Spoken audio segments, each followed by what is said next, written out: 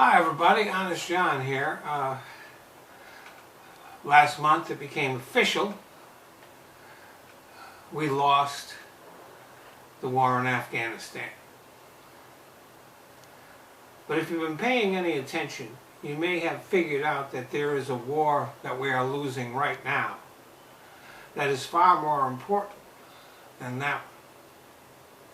It's the war against climate change. And it doesn't just affect us, it affects the whole world.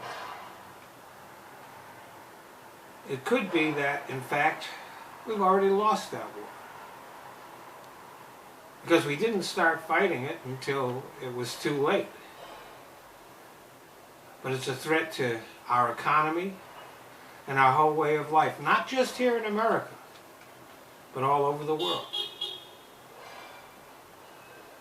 Because the pace of climate change is accelerating at a speed that even the scientists didn't predict.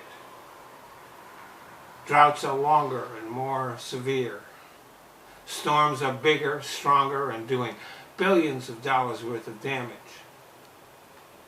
The wildfire season extends throughout the year. And farmers are having trouble growing their crops because of the erratic weather.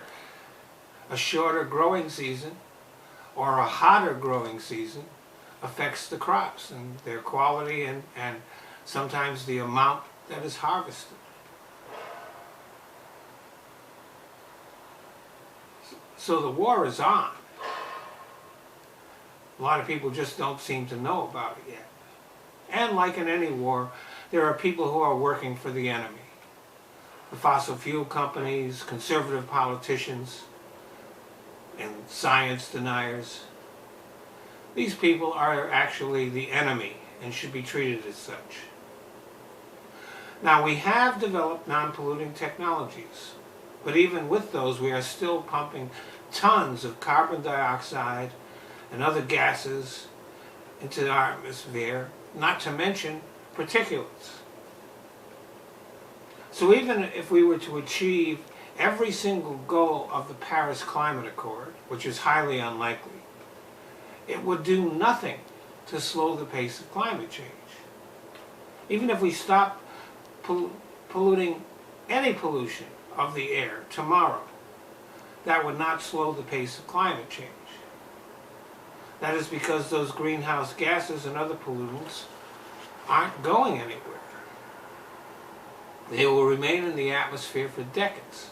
So even if tomorrow all of our power plants were wind and solar and other non-polluting sources, if all of our cars were electric and all of our oil wells were capped and there were not a single active smokestack in the world, it would have no effect on climate change.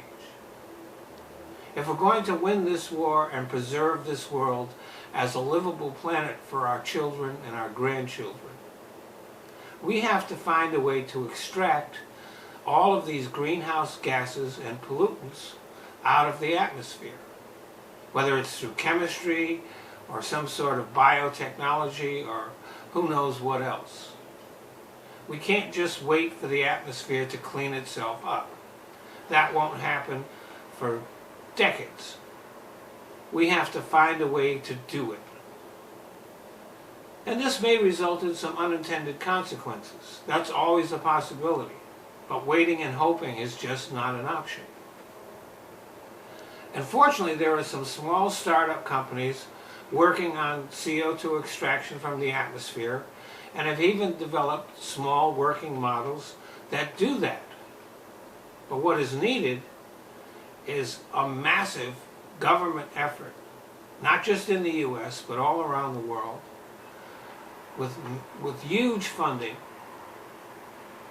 and to put our best scientists working on the problem. And it has to happen now, but it's not happening. And you can't win a war if you don't fight it. Thanks for listening.